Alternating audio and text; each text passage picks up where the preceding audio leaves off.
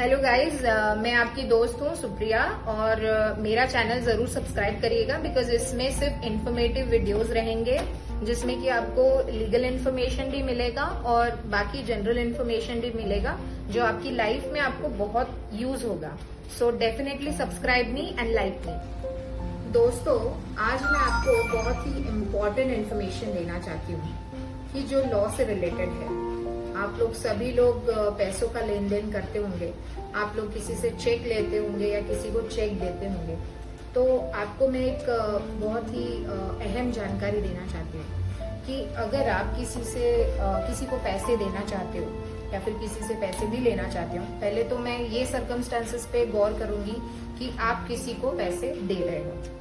सो अगर आप किसी को पैसे दे रहे हो और वो आपका दोस्त है या करीबी है या रिश्तेदार है, जो भी है, लेकिन अगर आप किसी को पैसे दे रहे हो तो सबसे पहले एक काम करना, उससे एक चेक ले लेना और उस चेक के ऊपर ये जरूर देखना कि उनके खुद के हैंडराइटिंग में उन्होंने अमाउंट भी लिखा है जो आपको रिटर्न लेना है उनसे, डेट भी लिखा है, सिग्नेचर भी उनका करेक्ट है और जो भी कुछ इन्फॉर्मेशन चेक में दिया है वो करेक्ट है।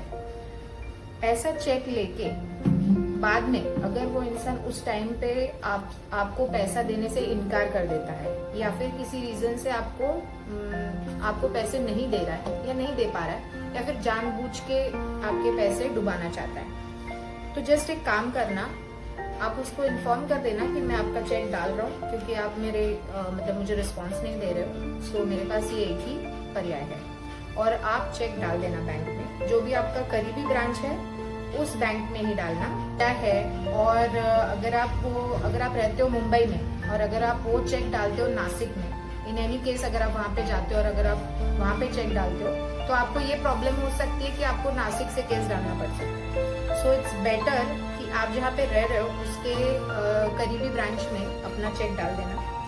और जैसे ही चेक बाउंस होता है, 99% तो चेक बाउंस ही होगा, तो जैसे चेक बाउंस होता है उसका मेमो आपको आएगा बैंक के थ्रू। वो मेमो लेके एक एडवोकेट के पास चले जाना, जो आपका जान पहचान का हो या कोई भी रैंडम एडवोकेट के पास जा सकते हो। उनको बोलना कि मुझे नोटिस भेजनी है 138 की, इसे बोलते हैं 138। सो जो सेक्शन 138 है वो सिर्फ चेक बाउंस के लिए काम करता है, नेगोशिएबल इंस्ट्रूमेंट्स में भी है उसमें।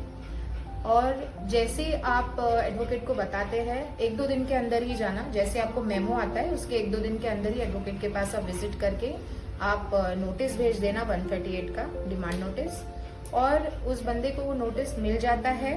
और अगर वो आपको कुछ अच्छा रिप्लाई देता है, पैसे दे देता है 15 दिन के अंदर तो कोई बात नहीं, लेकिन अगर वो 15 दिन के अंदर आपको पैसे नहीं लौटा रहा है तो आप एक काम कर सकते हैं कि आप JMFC कोर्ट, मतलब मजिस्ट्रेट कोर्ट में, फर्स्ट क्लास मजिस्ट्रेट कोर्ट में आप केस फाइल कर सकते हैं उसके अगेंस्ट में। और वो केस क्रिमिनल ऑफेंस माना जाता है, मतलब he is doing a criminal offence ऐसा माना जाता है।